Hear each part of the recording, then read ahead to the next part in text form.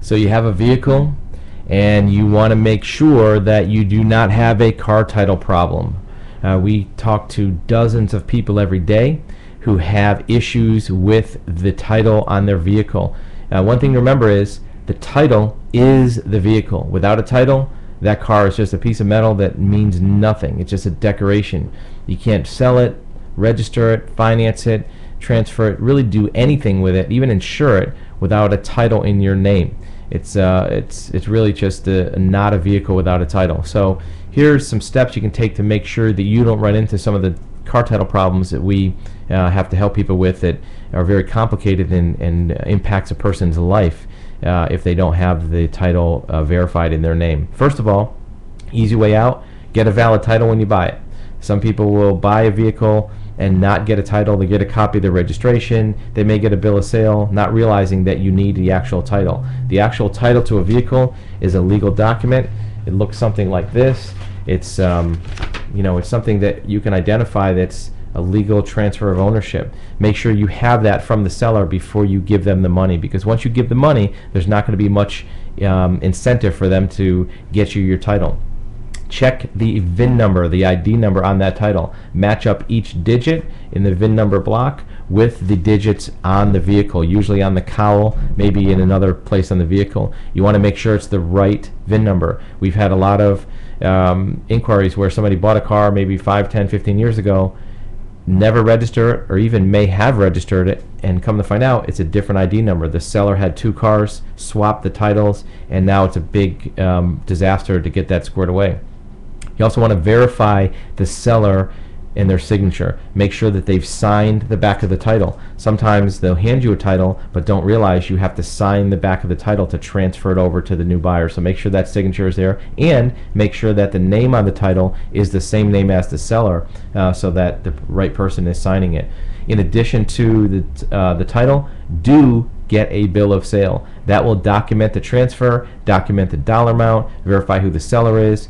Also, you want to document the payment. Make sure that if you're paying for the vehicle by check, you have a copy of it. If you are paying by cash, make the seller give you a receipt for that cash so you can document that there was an exchange of value for that vehicle, that nothing is owed, that everything is paid. There's no payments due after that might record a lien on the title. Identify that seller. At least take a look at their ID. If you can make a copy of their driver's license or ID, that's great. Jot down the driver's license number if you can't make a copy.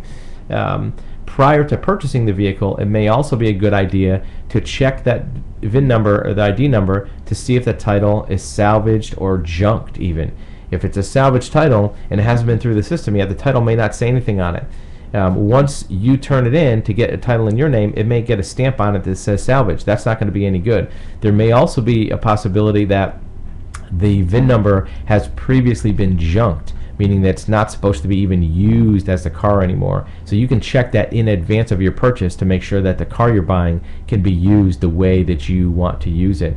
Once you get the title in your name, signed over to you by the seller, don't wait to submit it to the DMV to register it. Just because you have that title, the DMV doesn't know that that transfer has taken place. There's no record that that car is now in your name other than that piece of paper that you have on your desk. If you don't get it registered in your name quickly, a couple things can happen. There may be penalties and fees due to a delay in registration. More importantly, if you lose that title, now what?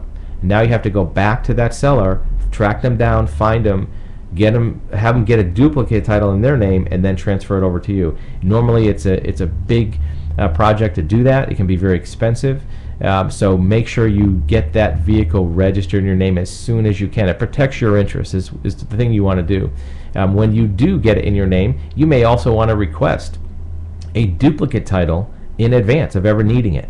If you lose your title, you'd have to get a duplicate in your name. Might as well get one right off the bat. Get the title, as soon as you get it back from DMV, request a duplicate right then. So now you have 2. If you lose one, you have another one. At least you can document it. You won't have to wait to get another one if you have a loss or damage to that title down the road. When you get a title, one other thing to look at is look on the back. Be aware of jumped title. A title normally is only allowed to be transferred by one private party transfer per issue. So if on the back of the title it's signed by 2 or 3 people from one person to another, that may not be legal. It may be required that only dealers sign the back of a title. So you want to make sure the title's not jumped. In that case, a lot of times it indicates it might be what's called a curb stoner, or an unauthorized dealer that's not licensed, that's buying and selling cars. It may be an innocent reason for that happening, but you want to make sure that those transfers are legitimate, because if not, you may get that title, send it into the DMV to get your new fresh title, and they might say, nope, this is no good because too many people signed the back. It has to go back and be redone. Check the accuracy of names, signatures, and all the details, because if there is an error on the back, they're going to kick it back to you, and you're going to be out a title. So preventing car title problems in advance is the best way to make sure that you're not going to have to spend hundreds, if not thousands of dollars doing title remediation or title recovery later. It's good for our business because that's what we do, but we prefer to have people get a good title the first time, a clean title, so they don't have to worry about selling that vehicle or somebody taking it back from them at a later date.